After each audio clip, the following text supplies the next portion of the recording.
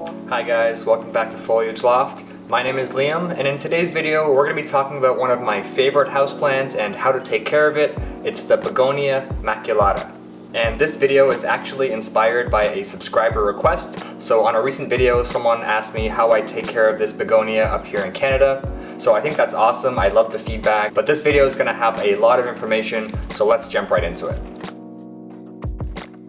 So this eye-catching begonia actually goes by a few different names. You'll find like very serious plant people may refer to it as the Begonia Maculata Wightii, and that's the scientific proper name for this plant. You'll often find it labeled as the polka dot begonia if you're looking in a local store, and that's obviously because of the polka dot pattern on the leaves. So you might sometimes hear the word exotic thrown around when people talk about their plants, and often people are using this word to describe maybe how rare or expensive their plant is, and this plant is really neither of those things, but I think it looks exotic. So it's very eye-catching, it's very unique and very different in the world of plants.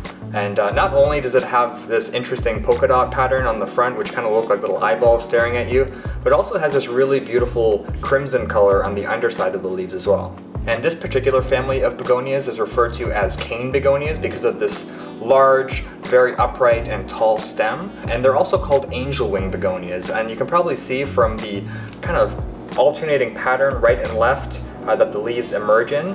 When they get side by side like this, they actually look like a pair of angel wings, which is really cool. And depending on the angle that you're looking at this plant at, you can really see that angel wing shape pop out. And the way that the new leaves appear is pretty interesting. When they first emerge, they kind of look like little aliens. They're very odd looking until they kind of open up and stretch out into their angel wing shape. And this plant can have some really beautiful clusters of white flowers too, and they usually appear in the growing season if the plant is receiving adequate fertilization. So my plant did put out some flowers the end of April into early May, and they just recently started falling off, so I had to chop off the dying stem that they appeared on, and they'll only really stick around for about a month or so. And the Begonia Maculatas have definitely been trending over the past couple of years online, especially on Instagram. So if you go into any plant shop, you should be able to find them no problem, and for a pretty reasonable price too. I think I paid about $30 Canadian for mine, so probably about $20 US. And these plants are native to the tropical jungles of Brazil, and that's going to give us some pretty heavy hints on how we're going to take care of this plant. So if you just got home with your brand new Begonia Maculata and you're scared to even touch it, don't worry. I'm here to reassure you that it's really not that hard to take care of. It might not be in the same tier as invincible plants like snake plants or pothos plants, but it is definitely one of the easier plants to take care of. And I'm going to start off with probably the most important aspect of care when it comes to these plants, and that's humidity. I would definitely try to keep this plant at least 50%, but even 60 to 70% is probably best for it. And if your home is below 50%, you might have a hard time with this one. So you may need to provide some supplemental humidity for this plant, whether that's a pebble tray, some misting every now and again, or probably what's best is a humidifier for this plant. So if you find that your Begonia Maculata has maybe dropped some leaves, or it's refusing to bloom for you, then your humidity is probably just too low. So temperature is actually pretty simple for this plant. If you're comfortable inside your home, your begonia will be as well. They will tolerate temperatures as low as 15 degrees Celsius, but they'll do their best between 20 degrees and 30 degrees Celsius. So if you do want to put it outside, especially in the spring or maybe in the fall, do be careful for temperatures going below 15 degrees. Otherwise, they'll probably do really well outside, especially if you live in a humid area. And light is obviously an important factor for this plant. You want to avoid giving it too much direct sunlight, especially during the peak of the day. If you give it some direct sunlight in the morning or in the evening, that'll probably be okay.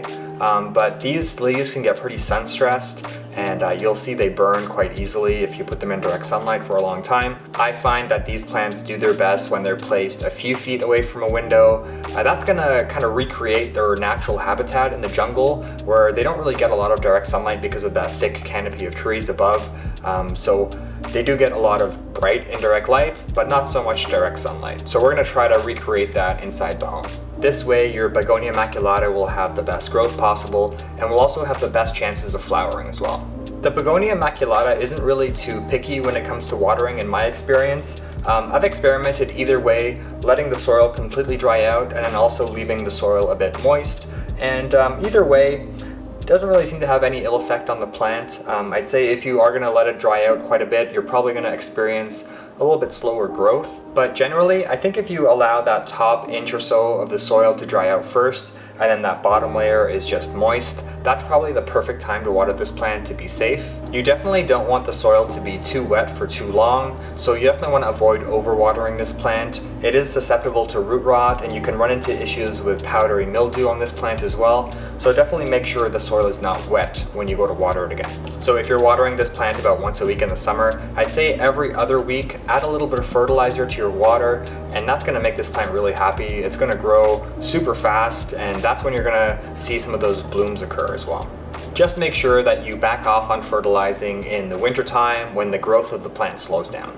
And in terms of your soil mixture for this plant, I'd say your standard houseplant potting mix is just fine for this plant. I would just make sure that there is enough pumice or perlite in the mix to make sure that your soil is going to drain well. You'll definitely want a soil mixture that's going to be light and airy for this plant, and you'll definitely want to make sure that the underside of your pot has some great drainage holes. The Begonia Maculata is a plant that responds really well to pruning, so you'll probably want to prune it once or twice a year. I actually haven't pruned mine at all since I bought it, so it's gotten kind of long and crazy, and I think it's about time to prune it. It's still doing pretty well in terms of growth, but it is kind of getting top heavy, and I do have it in a very heavy concrete pot, and that kind of prevents it from tipping over.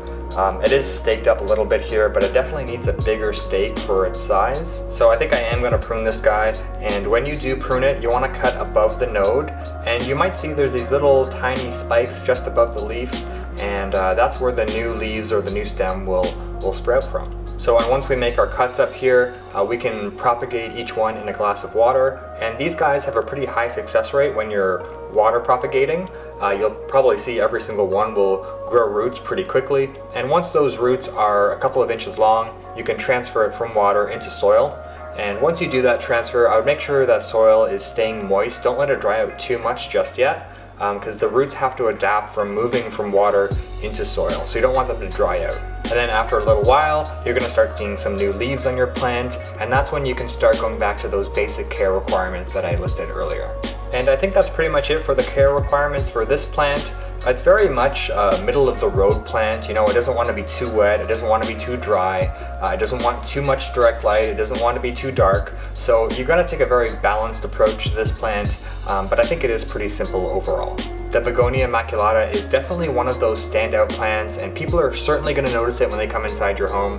So if you haven't already added this plant to your collection, I definitely think you should. So that's going to be it for today's video. Hopefully you now feel more confident when it comes to taking care of your Begonia Maculata. And if you did find the video helpful, make sure you hit that like button down below and subscribe to Foliage Loft for more content like this.